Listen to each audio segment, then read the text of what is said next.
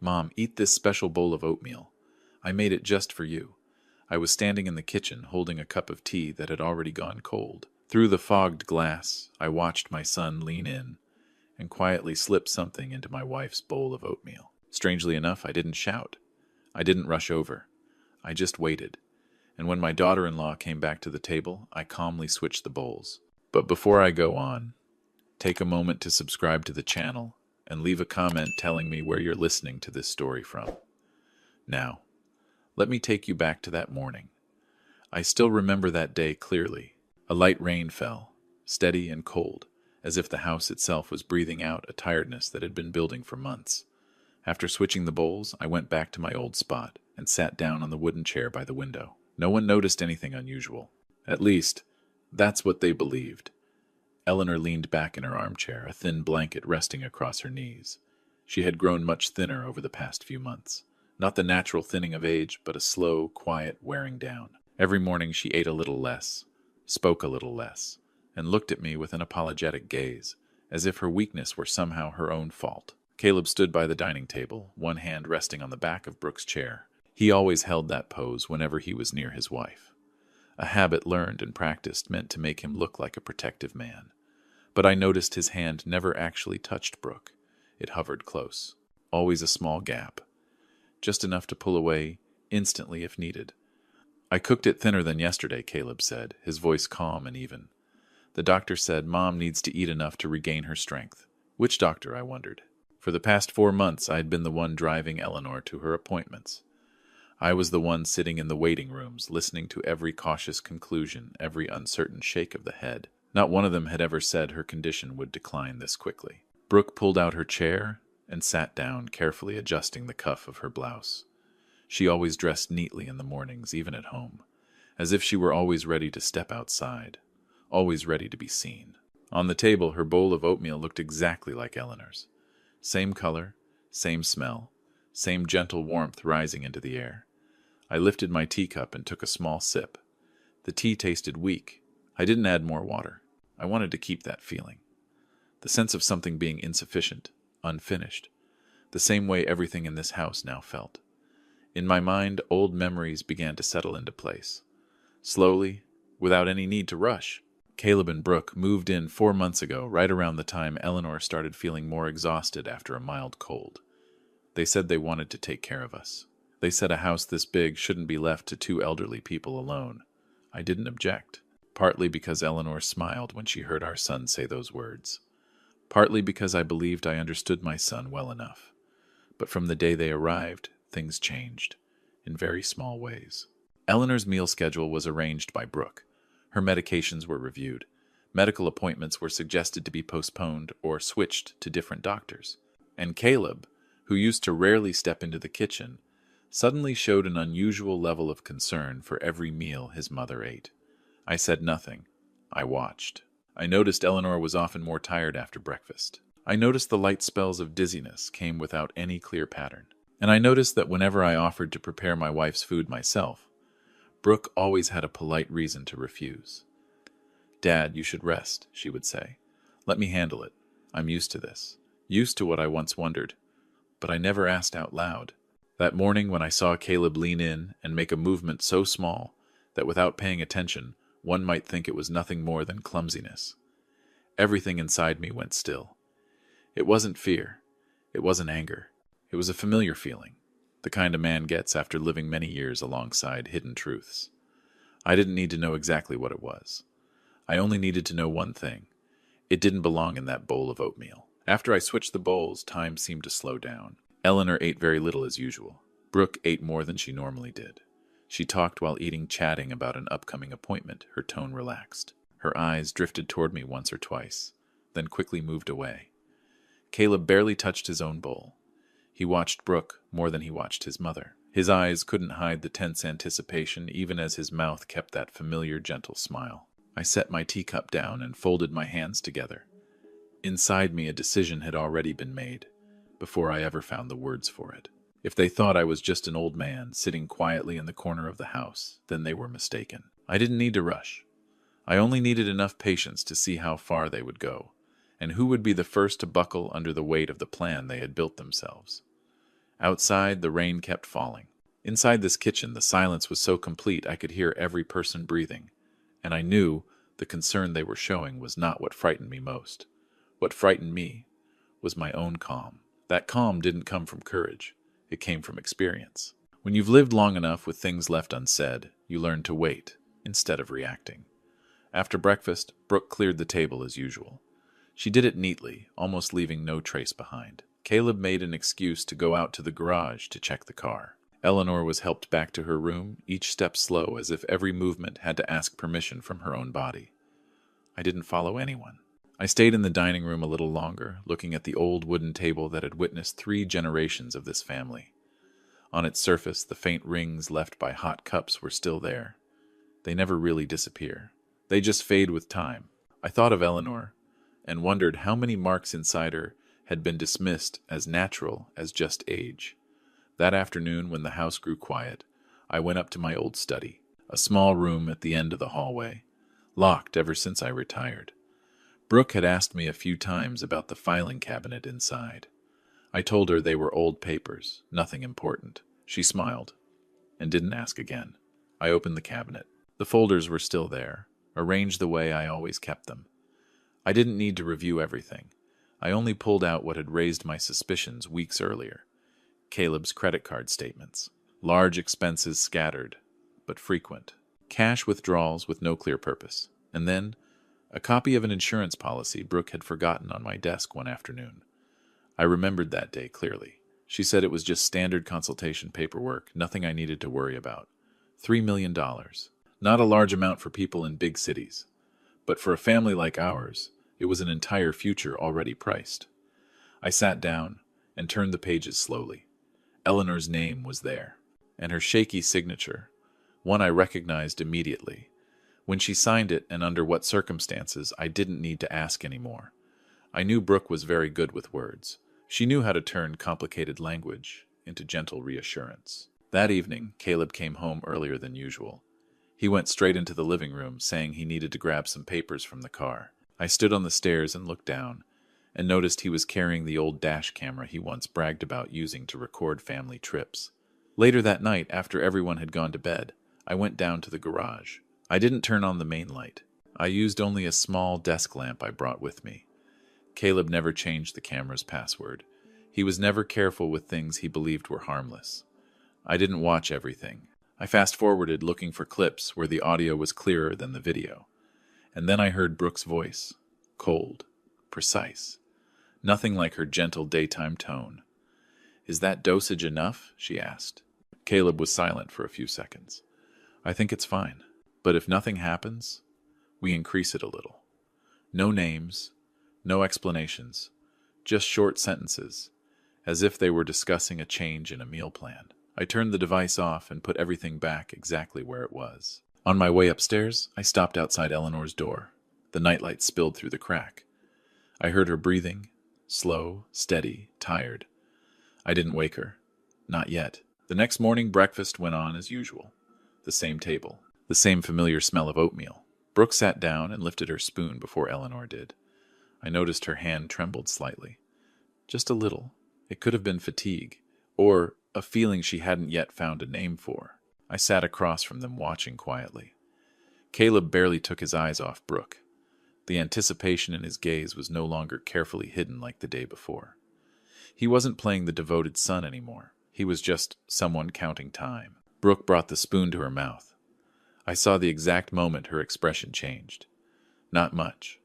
Just a quick frown, quickly masked by a strained smile. "The oatmeal today tastes different," she said, trying to sound normal.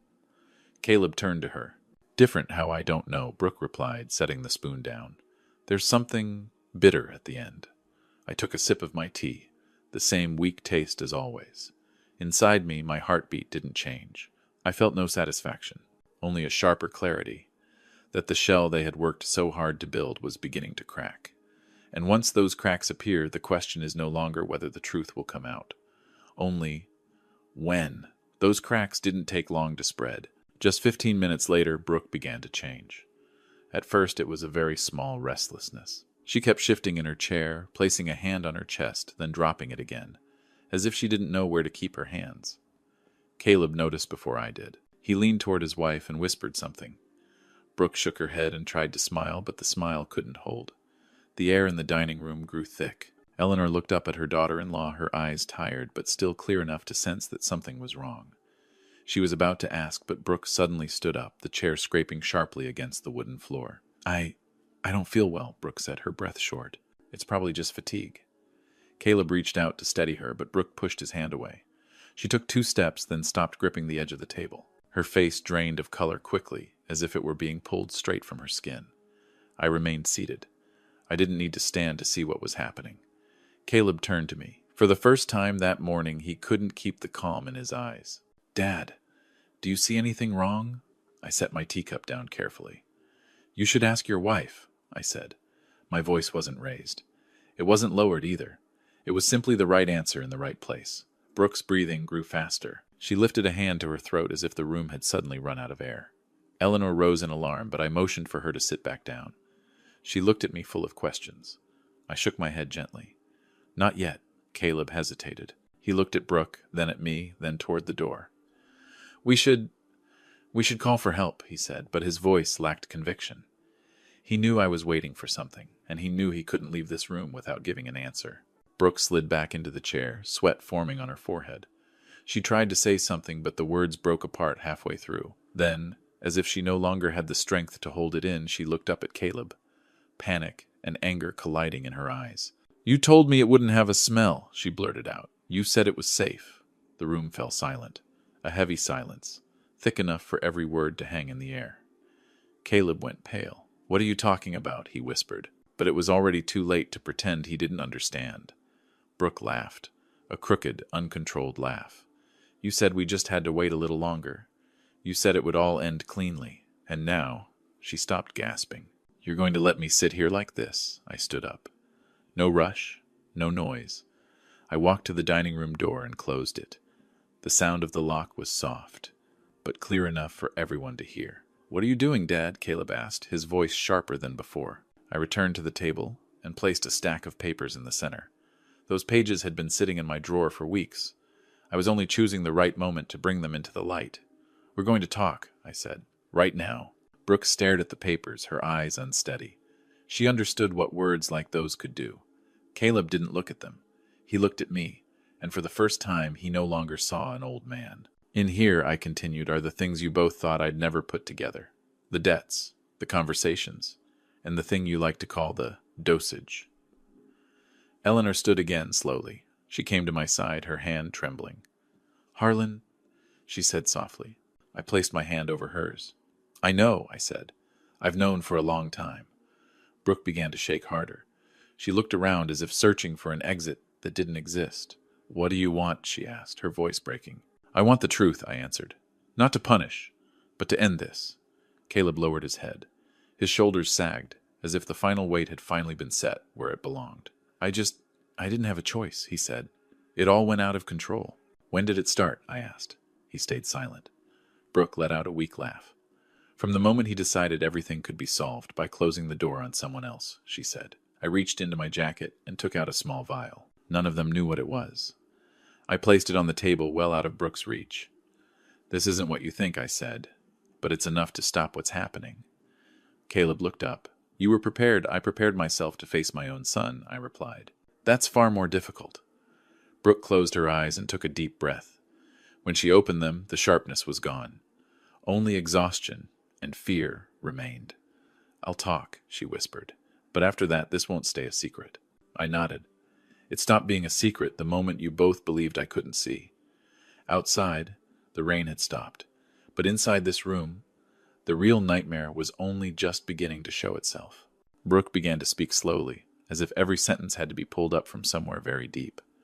She didn't look at me. She didn't look at Caleb either. Her eyes stayed fixed on the edge of the table, where the paint had peeled away long ago. We didn't mean for things to get this messy, she said. At first it was just buying time, waiting for things to sort themselves out. Caleb collapsed into his chair. He buried his head in his hands. From that position he looked much smaller than the man he had been trying to appear as for months. Debt isn't a small thing, he said, his voice rough. Not like anything you've dealt with before, Dad. They don't wait. They don't negotiate. I didn't interrupt. I let them talk. Once people start speaking, the hardest part isn't forcing the truth out of them. It's not stepping in to soften it. Brooke continued, her voice steadier now. Caleb thought that with the insurance money, everything would be over. We could sell this house, pay off the debts, and start over somewhere else. Start over, I repeated. Without your mother in it. She went quiet.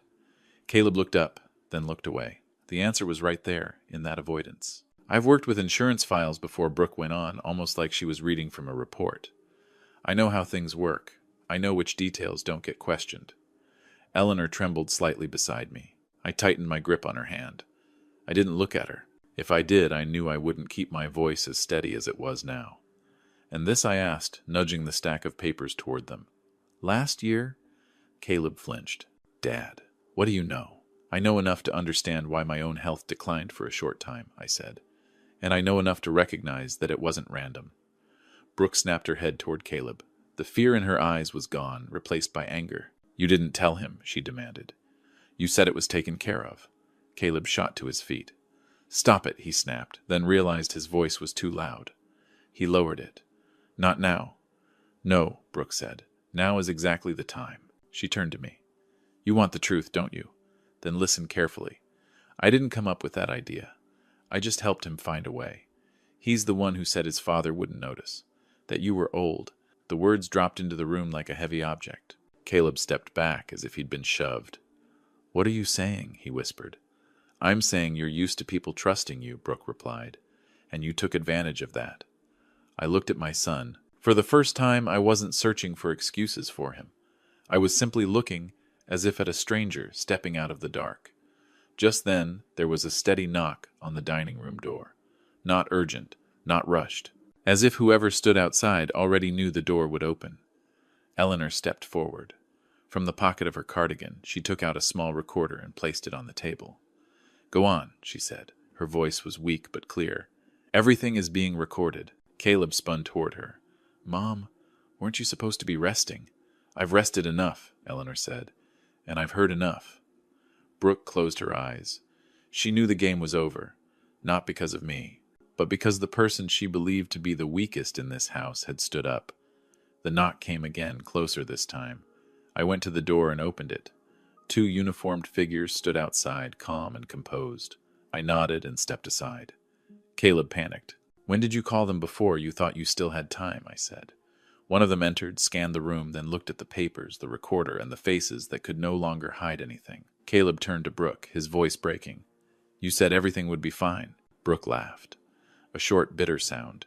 You never listened when I said what fine really meant. Caleb turned to me, grasping for something. Dad, I just need one chance. I looked at him for a long time. You had many chances, I said. You just didn't use them to protect your family. Eleanor stood beside me, her back straighter than it had been that morning. She didn't cry. She simply looked at her son, like someone watching a door close for good. When they were led away, I didn't follow. I stayed in the dining room where everything had begun. On the table, the bowl of oatmeal had long since gone cold. I knew that from this moment on, nothing would ever return to the way it was. But sometimes closing a door isn't about ending something.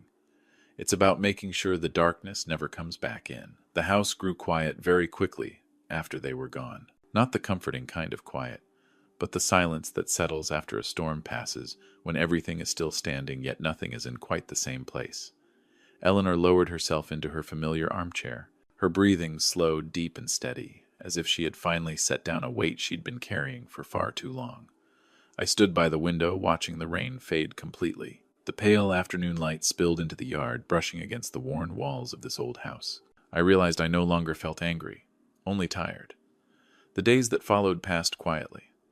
Everything was handled the way it needed to be, step by step, without haste. Eleanor and I didn't talk much about what had happened. We didn't need to. Some things once exposed are best left resting in the light without further explanation. One morning as we sat eating together, Eleanor placed her hand over mine. We can't stay here anymore, she said softly. It wasn't a suggestion, just a truth spoken out loud. I nodded. I'd been thinking the same thing for a long time. This house held too many memories, both the good ones and those no longer meant to be carried. We began sorting through it room by room. No rush, no regret, just choosing what needed to come with us. When I closed the door to my old study for the last time, I didn't lock it. I left it open. A small habit. A reminder that the past doesn't need to be sealed away. It just shouldn't be allowed to control the present. The estate was transferred quietly. No gatherings. No loud goodbyes. The money we received was enough to begin something we had both thought about for years, but never said out loud. We set up a small fund. No big name. No polished slogans. Just a place where older people, those who once believed family was the safest place of all, could find support when that trust was broken. Eleanor was more involved than I was. She listened. I handled the paperwork. Each of us in our role, the same way we'd lived together for decades. Our new home sits near the sea. Not large, not fancy. But every morning when I open the window, I can hear the waves. Steady, patient. Eleanor likes to brew mint tea. The scent drifts gently through the small, clean kitchen. No more oatmeal. No more tense mornings. One afternoon, Eleanor sat on the balcony, sunlight catching in her hair now more silver than before. She smiled at me, a light smile, unforced. "I feel better," she said. I believed her. Not because of numbers or reassurances, but because her eyes had returned to where they belonged. I sat beside her, holding a cup of steaming tea. I thought about family, about what people often call obligation. I used to believe blood was something that could never be cut away. But now I understand this family is not a bond that demands suffering at any cost. Family is what protects us when we are at our weakest, and when that protection is gone, walking away is not betrayal, it is survival. We didn't try to forget. We simply chose not to live inside that pain every day. Some chapters in life need to be closed, not to erase them, but to let the heart breathe again. That evening, the sea breeze was cool and gentle. Eleanor rested her hand on mine. "At last, we're at peace," she said. I looked out toward the horizon where the sky darkened into night. I nodded. This time I wasn't waiting anymore. I knew. Peace doesn't come from holding on to everything. It comes from knowing when to let go. If you stayed with me until this moment, thank you for listening to my story. If it gave you something to think about, please like and share it so it can reach those who need to be heard. And subscribe to the channel so you don't miss future family stories. The message I want to leave you with is simple. Family is not a place where we endure in silence. It's a place where we are protected when we're most vulnerable. And sometimes the hardest choice, to walk away quietly, is the only way to preserve the last good part of who we are. Thank you for listening.